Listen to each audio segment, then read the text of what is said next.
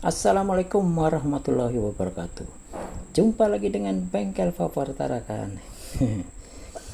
Sudah berapa minggu ini saya nggak upload video, jadi kemarin ada kesibukan, jadi saat sekarang ini baru sempat ya. Jadi ceritanya begini, ini saya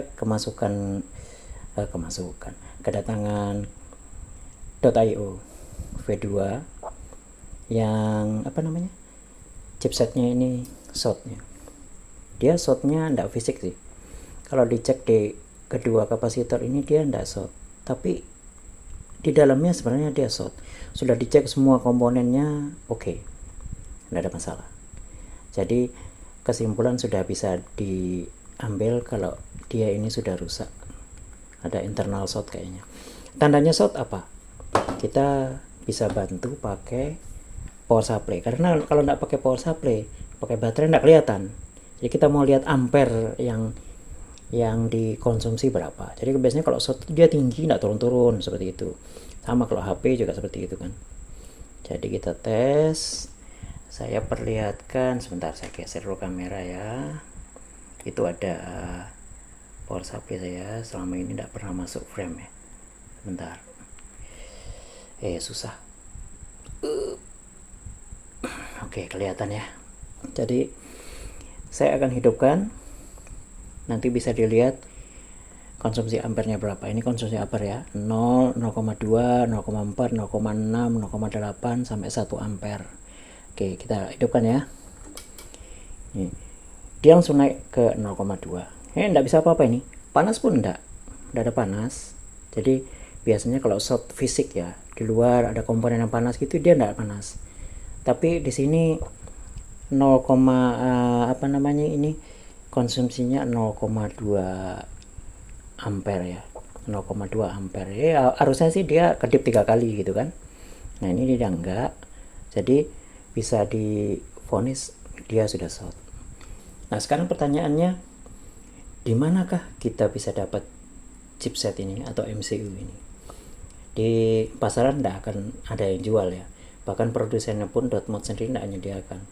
Kalau bisa dibilang Dotmod bilang kalau maunya rusak ya beli baru, mesin baru atau unit baru gitu. Mereka tidak akan supply MCU ini. Sedangkan di Tokopedia, di marketplace itu ada seller yang jual MCU ini atau chipset ini, kondisinya baru tapi kosongan. Nah pertanyaan yang nomor 2, bagaimana cara mengambil firmware dari mesin dari MCU.io yang sehat ke dalam sini, ngambilnya terus dimasukkan ke dalam sini. Jangan pikir ngeflash dulu, kita pikir ngambilnya dulu bagaimana. Sedangkan kebanyakan produsen itu pasti diproteksi ya, istilahnya itu read protection atau proteksi membacanya nggak bisa. Jadi kita masuk pakai software, pakai dongle, pakai software, nggak bisa kita baca isi firmware-nya nih, isi filenya ini. Bisa connect aja. Saya pernah coba berapa bulan yang lalu, atau mungkin setahun yang lalu lah, udah agak lama. Saya pernah coba, saya ambil chipset yang bagus dari servisan gitu, saya pinjam istilahnya ya, saya pinjam, lalu saya gunakan ini.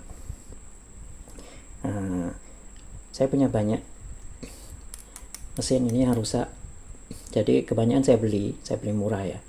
Jadi begitu ya, saya beli murah kayak begini, lalu saya pasang di sini. Yang sehat itu saya pasang dengan bantuan alat, dongle dan software. Saya coba untuk download firmware-nya, ternyata tidak bisa. Betul-betul ada proteksi bacanya, read protection-nya ada. Ya sudah, akhirnya saya surut, ya sudahlah, tidak bisa berarti. Jadi mau nggak mau, kalau mamanya chipset ini rusak, MCU ini rusak, kita harus carikan imbalan.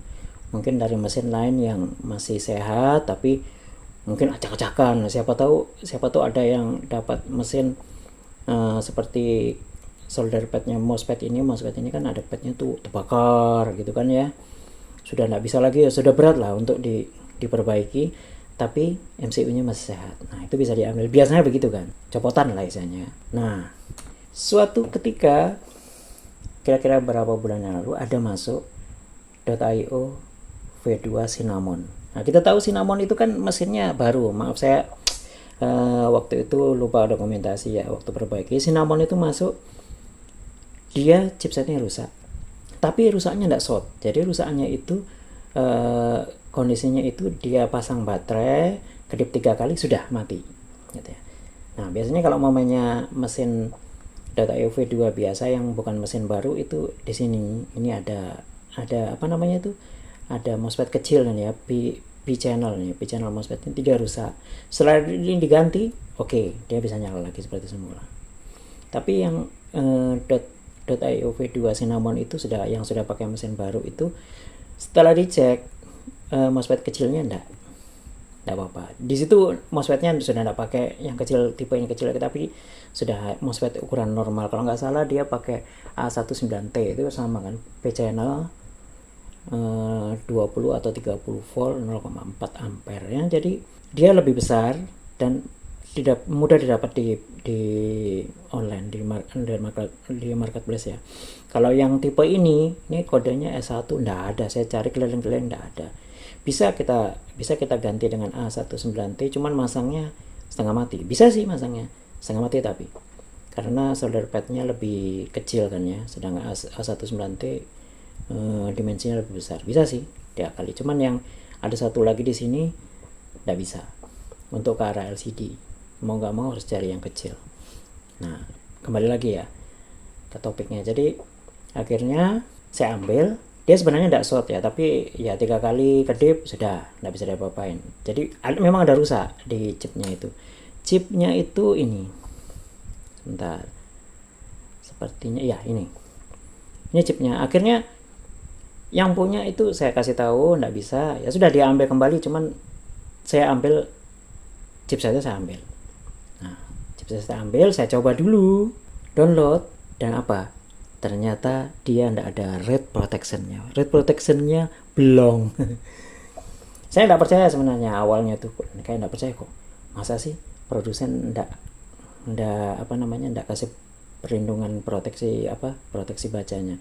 Bisa dong orang lain baca. Ternyata memang betul dia tidak ada. Akhirnya saya bisa download, dan yang punya Cinnamon tadi saya panggil kembali, sini punyamu, mesinmu. Akhirnya dia antar. Saya beli yang kosongan di Tokopedia, nanti saya kasih linknya di deskripsi ya. Yang kosongan, nggak ada firmware-nya itu. Kalau beli langsung dipasang ya nggak bisa nyala, mati dia. Nah, akhirnya saya beli berapa biji, saya flash, saya pasanglah ke mesin V2 Cinnamon tuh. Akhirnya dia normal lagi. Surprise saya, terus terang aja surprise. Surprise-nya apa? Firmware-nya tidak diproteksi. Ya sudah. Tapi itu untuk Cinnamon. Untuk mesin Cinnamon kan yang sudah beda ya. Dia modul charging-nya dan modul LCD itu beda. Dia tidak pakai fleksibel lagi, tapi langsung disolder paten. Dan LCD-nya dia sudah pakai LCD yang pakai soket ya, 8 pin. Sedangkan kalau yang lama ini kan 13 pin, dia masih solder. Nah, kalau yang versi terbaru, nggak Cinnamon aja sih, sebelum Cinnamon pokoknya yang keluaran terbaru mesin .io V2 yang terbaru itu sudah pakai mesin baru ya. Ada beberapa saya pernah terima ya. Jadi kerusakannya memang kerusakan normal lah ya. Bukan chipsetnya masih bagus. Nah, pertanyaan yang ketiga, apakah bisa firmware Cinnamon itu di flash ke di flash ke chipset baru dan dipakai ke mesin yang lama? Karena terus terang berbeda kan, dia kan pakai solderan ya yang ini ya, fleksibelnya, sedangkan yang terbaru, mesin terbaru enggak, dia sudah fix. Saya lupa saya pinnya ada berapa biji itu. Jadi ini kalau nggak salah berapa, 11 kah ya, saya nggak ngitung ya, berapa, 1, 2, 3, 4, 5, 6, 7, 8, 9, 10, 11. Nah, kalau yang versi baru saya nggak tahu berapa, dia pakai pin paten, dia disolder juga. Sedangkan LCD-nya dia 8 pin pakai soket. Kalau yang lama ini kan solderan. Nah, sekarang saya mau coba Yang short ini mau saya angkat dan saya ganti dengan firmware yang sudah saya ambil ya. Ini sudah saya ambil. Bukan ini. Ini dia. Ini sudah sempat saya flash. Ini baru nih. Saya flash dengan firmware-nya punya mesin terbaru yang dipakai Cinnamon. Nanti akan saya pasang di mesin yang lama ini. Kita lihat aja bisa apa enggak. Oke. Chipset baru sudah dipasang ya. Yang sudah di flash dengan firmware-nya Cinnamon mesin baru. Dan ini yang lama, yang short, ini enggak kepake sudah. Tadi sempat saya tes, outputnya normal, semua normal. Tapi enggak tahu nanti kalau di firing atau bagaimana, atau apa namanya, fitur-fitur yang lain normal apa enggak, saya kurang tahu. Jadi kita harus masukkan dulu ke casingnya kalau mau dites secara total ya. Nanti dimasukkan ke sini baru kita tes. Nah, ini cuman saya perlihatkan aja setelah dipasang. Oh, ini sebentar. Nggak betul ini. Kalau dari startupnya waktu booting sih normal-normal aja ya. Jadi seperti dilihat di sini, naik turunkan watt, oke. Terus kita shutdown, kita matikan ya, oke juga sama. Nah, ini baru yang saya bisa tes. Kalau mau yang lainnya nanti setelah dimasukkan ke casingnya. Tada, sudah masuk. Jadi sekarang yang pertama kali dilakukan untuk tesnya adalah tes dasar, yaitu firing. Oke, sebentar, kita pasang dulu RPA nya. Kita tes ya, firing di 35. Oke, normal. Ini memang RPA nya bukan RPA harian ya, tapi khusus untuk ngetes servisan aja. Oke, normal ya. Sekarang mulai tes dari tekan 3 kali ya. Tekan 4 kali dulu. 2, 3, 4 lock ya. Normal ya. 2, 3, 4 unlock. Sebentar, kita tek lagi. Ini lock. Jadi untuk naikin dan turunkan wattnya tidak berfungsi ya. 2, 3, 4 terbuka lagi jadi normal. Oke, kita tekan 3 kali. 2, 3 masuk ke apa ini, auto ya, auto, coba. Oke, tambah lemah, paling lemah sudah nih. Oke, kalau full oke ya, jadi normal. Tekan 3 kali lagi. Tadi untuk PM oke ya, untuk BP ini bypass. Oke, tekan 3 kali lagi. Untuk nikel ini terus terang tidak ada kawatnya ya, jadi kita skip aja. Untuk setting color, tampilan warna LCD nya kita ganti red. Oke, kita masuk setting lagi, color kita ganti blue. Oke, sepertinya ini standar kayak gini. Kita ganti gold. Oke, kita ganti green. Oh, ini masih nickel. Ganti oke ya. Kita ganti ke watt dulu. Ke power dulu. Oke, kita tekan 3 kali lagi. Kita masuk setting, colornya tadi green sudah, purple ya. Oke, kita masuk setting lagi, color yang terakhir Tiffany. Oke ya. Nah, sekarang kembalikan ke putih dulu. Oke. Kok ngelok. Kita masuk ke setting lagi, ke stealth kita on kan. Kalau fairing harusnya nggak nyala ya, kita matikan coba. Nggak nyala ya, harusnya kalau mamanya nggak stealth itu, kalau mamanya dinyalakan dia nyala LED-nya ya.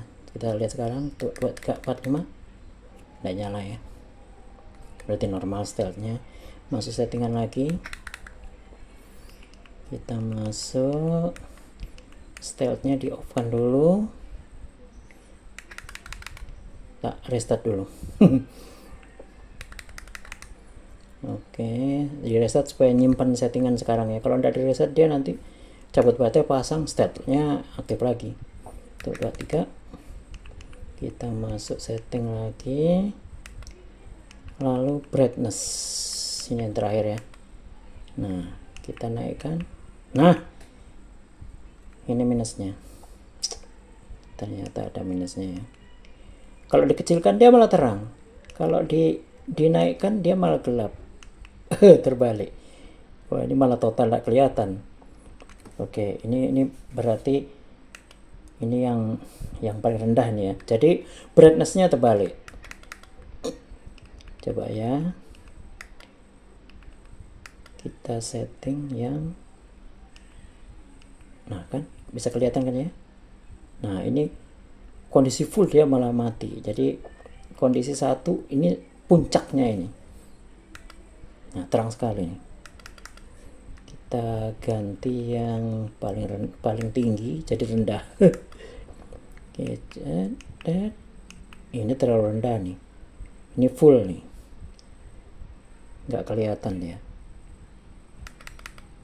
Oke, kita masuk lagi ke setting, brightness-nya jadi diturunkan 1. Nah, udah oke, itu aja kayaknya minusnya. Jadi mesin .io V2 yang lama pakai firmware untuk mesin terbarunya yang dipakai di Cinnamon, atau yang terbaru lah ya, karena ada model V2 terakhir akhir-akhir yang sebelum Cinnamon sudah pakai mesin yang baru. Oh, ini juga. Nah, ini sepertinya minusnya juga. Jadi kalau idle dia apa namanya, tidak mati total dia ya, bisa dilihat ya. Nah, ini minusnya ya, seperti sudah diduga sih. Minusnya itu dia LED apa namanya, LCD-nya ada kekurangan lah. Kalau dimatikan sih harusnya full ya, mati total. Tapi kalau idle atau istilahnya sleep lah ya, dia backlit-nya itu tidak mati. Nah, itu dia ternyata minusnya. Nah, itu bisa kelihatan kan ya. Sayang sekali. Andaikan bisa 100% normal, wah mantap nih. Tapi ternyata ada minusnya. Coba kalau kita brightness-nya kita kecilkan sampai, kita besarkan sampai full ya. Nah, ini dia kalau idle bagaimana? Kita tunggu sebentar. Wah, sama. Oke, jadi minusnya itu aja. Turunkan lagi. Nah, itu dia. Mungkin kalau kalau tampilan LCD waktu idle itu masih backlightnya masih nyala, baterainya mungkin bisa mengurangi umur baterai ya. Jadi kalau full jadi sampai habis itu mungkin berkurang, tapi tidak terlalu sih, karena ini kecil sekali ini. Kalau gini konsumsi ampernya kecil sekali, tapi ya ndain aja ya. Itulah kekurangannya kalau mesin lama pakai firmware mesin baru. chipsetnya, MCU-nya. Kayaknya cukup itu aja. Silakan komen dah kalau umpamanya banyak yang suka, komen aja di bawah. Kalau jadi sebenarnya nanti akan saya lanjutkan kontennya ini bagaimana cara ngambil dan ngeflash, ngambil dari MCU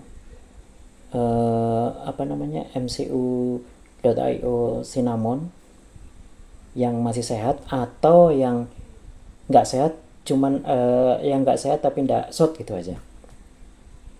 Diambil dari situ lalu dimasukkan ke chipset atau MCU-nya yang kosongan yang beli di marketplace, lalu dipasang ke mesin.io V2 yang lama. Kalau dipasang di .io mesin yang baru 100% bisa, karena saya sudah nyoba. Nah, sedangkan kalau yang di mesin yang lama ini ternyata ada minusnya, yaitu kalau idle backlightnya nyala dan brightnessnya, settingan brightness terbalik. Itu aja. Oke ya, silakan komen kalau diteruskan apa enggak. Kalau diteruskan ke video selanjutnya, yaitu untuk ngambil download dan flash ke MCU yang baru, yang kosongan. Kalau komentarnya oke, saya lanjutkan nanti di video selanjutnya. Tapi kalau momennya nggak oke, ya terpaksa berhenti sampai sini. Oke ya, cukup sampai situ. Jangan lupa untuk subscribe dan share konten-kontennya Bengkel Popor Tarakan, supaya channel saya ini lebih maju lagi lah, jadi lebih semangat lagi untuk sharing-sharing problem-problem vaporizer ke depannya. Oke, terima kasih atas kunjungannya. Wassalamualaikum warahmatullahi wabarakatuh.